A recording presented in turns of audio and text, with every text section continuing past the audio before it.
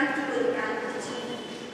Una voce, il mio diletto, ecco, viene saltando per i monti, balzando per le colline. Somiglia il mio diletto a un capriolo o ad un serpianto. Ecco, egli sta dietro il muro, guarda dalla finestra, spia attraverso le intellicazie. Ora parla il mio diletto e mi dice: alzati, amica mia bella e piena. O mia colomba, che stai nelle semiture della roccia, nei nascondigli dei lupi, mostrami il tuo viso, fammi sentire la tua voce, perché la tua voce è soave, il tuo viso leggiadro. Il mio diletto è per me e io per lui. Egli mi dice: mettimi come sigillo sul tuo cuore, come sigillo sul tuo braccio, perché forte come la morte e l'amore, tenace come l'icari e la passione. Le tue macchie sono macchie di fuoco, una fiamma del Signore. Le grandi acque non possono spegnere l'amore, mi travolgere. Parola di Dio. Nel nome del... Dalla lettera di San Paolo Apostolo agli Efesini. Fratelli, vi esorto io, il prigioniero del Signore, a comportarvi in maniera degna della vocazione che avete ricevuto, con ogni umiltà, mansuetudine e pazienza, sopportandovi a vicenda con amore, cercando di conservare l'unità dello Spirito per mezzo del vincolo della pace. Un solo corpo, un solo spirito, come una sola è la speranza alla quale siete stati chiamati, quella della vostra vocazione. Un solo Signore, una sola fede, un solo battesimo.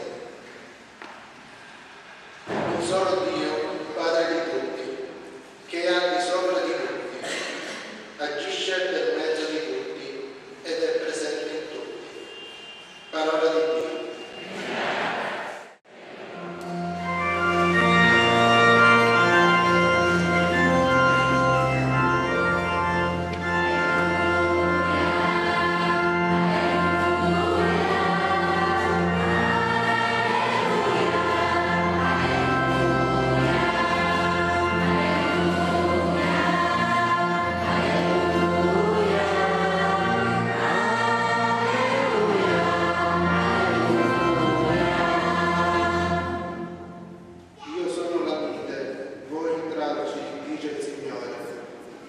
Chi rimane in me porta molto frutto.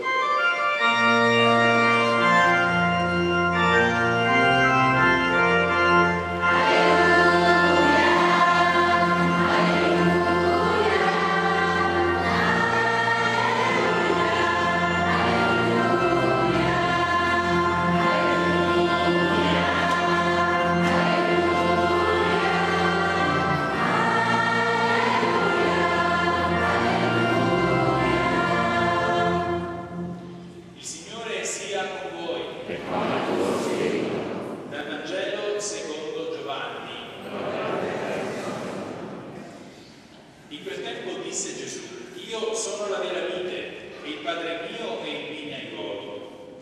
Ogni tralcio che in me non porta frutto lo toglie, e ogni tralcio che porta frutto lo poda perché porti più frutto. Voi siete già morti per la parola che vi ho annunziato.